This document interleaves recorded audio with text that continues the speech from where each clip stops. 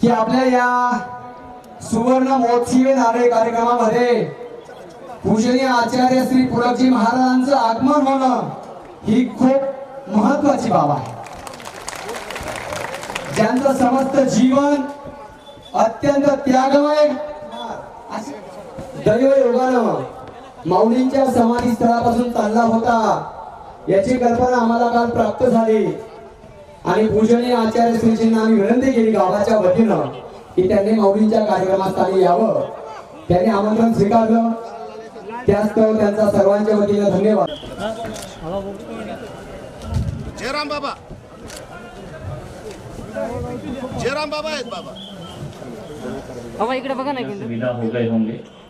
ये हमारा सौभाग्य है कि सत्संग करने के लिए हम सब यहाँ एकत्रित हुए हैं। बात आपसे करूंगा। ओम नमः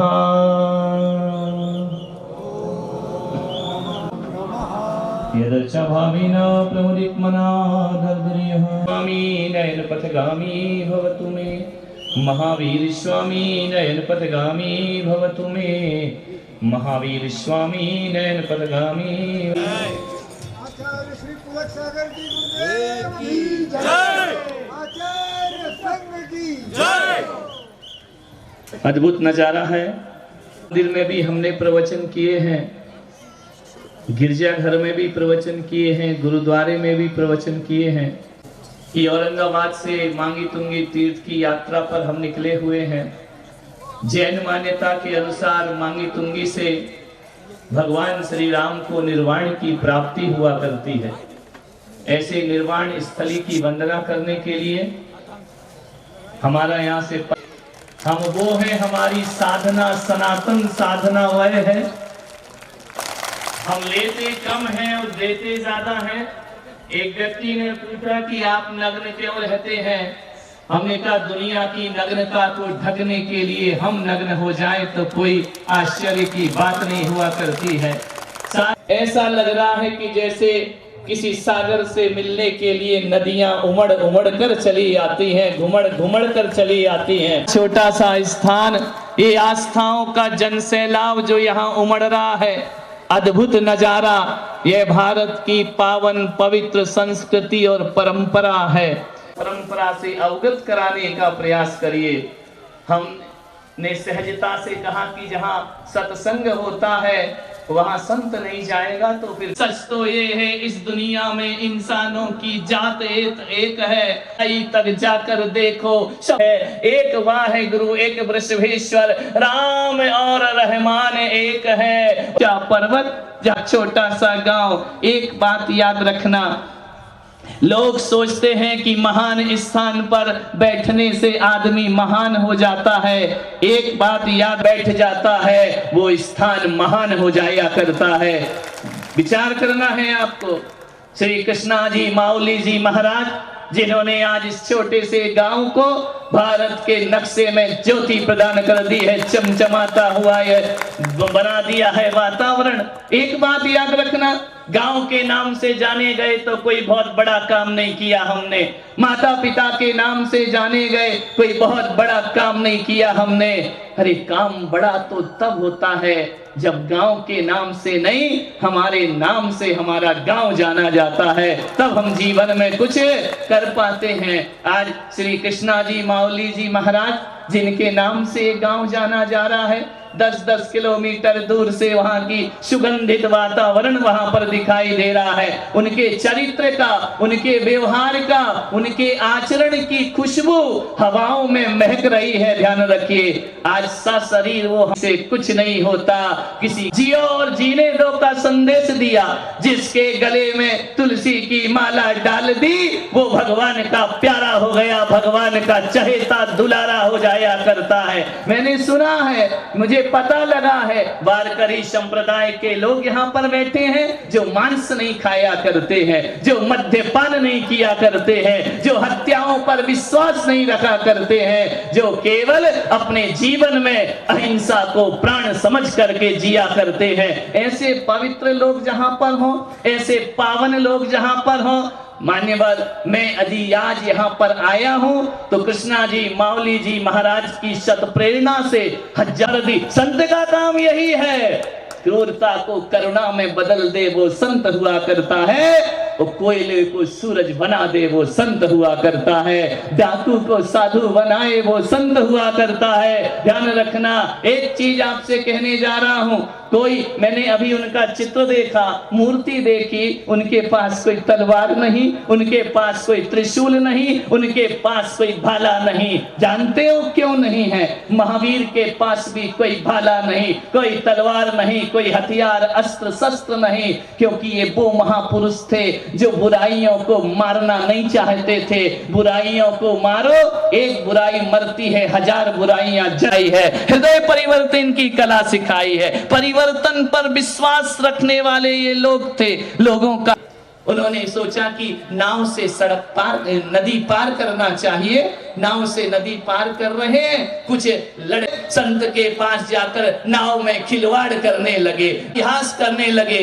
कोई संत की चोटी खींचता, कोई उनकी जटाएं खींचता, कोई उनका भगवा खींचता।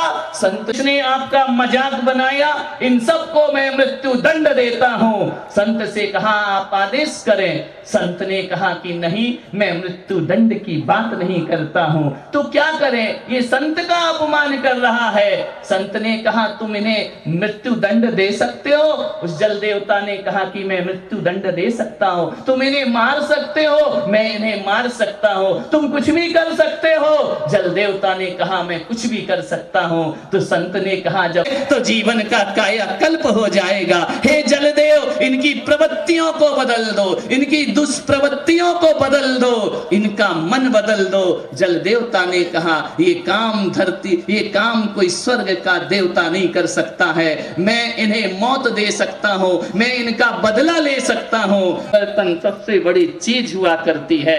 मान्यवर, मैं आपसे इतना कह रहा हूं, ज्यादा मेरे पास समय नहीं, मेरी यात्रा लंबी है। यहाँ पर और संत भी विराजमान हैं, उनको भी आपको सुनना है। लेकिन सबसे बड़ी खुशी मुझे इस बार यहाँ बैठी है, वह मांस मदिरा से निवृत्त होकर के पवित्र भगवान करती है। हम भी जिए और दूसरों को भी जीने दें, यही भगवान महावीर का संदेश हुआ करता है। अहिंसा, करुणा और दया। मैं देख रहा हूँ 50 को जीते हुए ऐसा अवसर हमको यहाँ पर आकर के बैठा हुआ है। इनका ऐसे कैसे हो गया?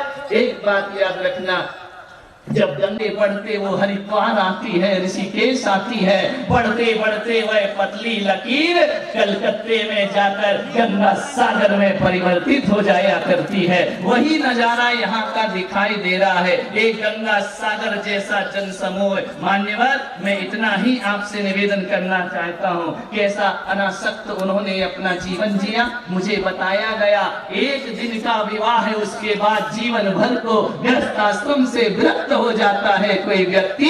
ये उनकी मर्जी नहीं है, उनकी एक मान दिया करते हैं। एक संतान है उनका, एक 4 पुत्र, उसमें एक पुत्र वह है जिसने वो गरिमा दिखाई है, वह गौरव। आज उसका ही ये सब पूरा वातावरण यहाँ की आयु में आस्थाओं का मेला लगा दिया, जिसने छोटी सी आयु में ऋषभ देव भगवान की 108 वंदना करके अपने जीवन को धन्यता प्रदान कर दी। ऐसे व्यक्तित्व, ऐसे संदेगा आज का यह दृश्य, आज की यह पावनता में सबसे ज्यादा जीवन इसी क्षेत्र में व्यतीत किया। उनके चरणों में समस्त वारकरी संप्रदाय की ओर से मैं वंदन करता हूँ।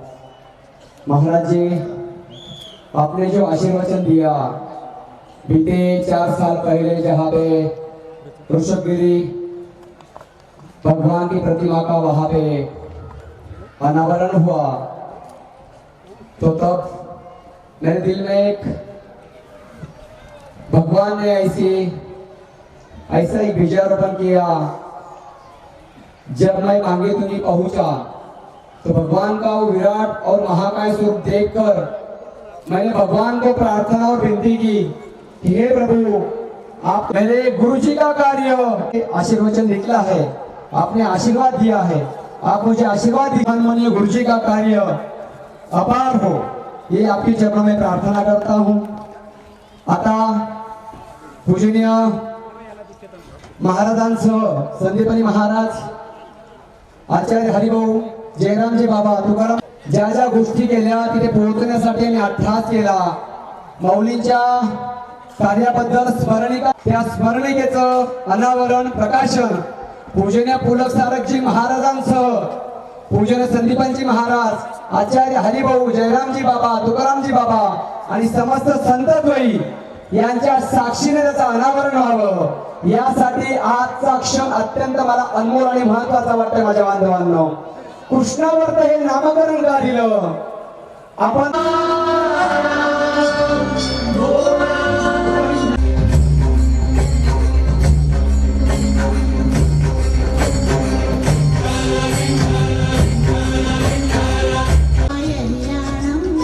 पूजनीय तुकाराम बाबाजींना पण बसणं अशक्य होतं.